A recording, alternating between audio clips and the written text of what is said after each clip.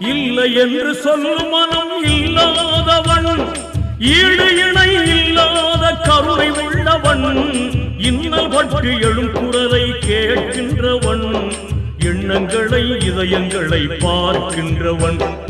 இறைவனிடம் கையேந்துங்கள், அவன் இல்லை என்று சொல்லுவதில்லை.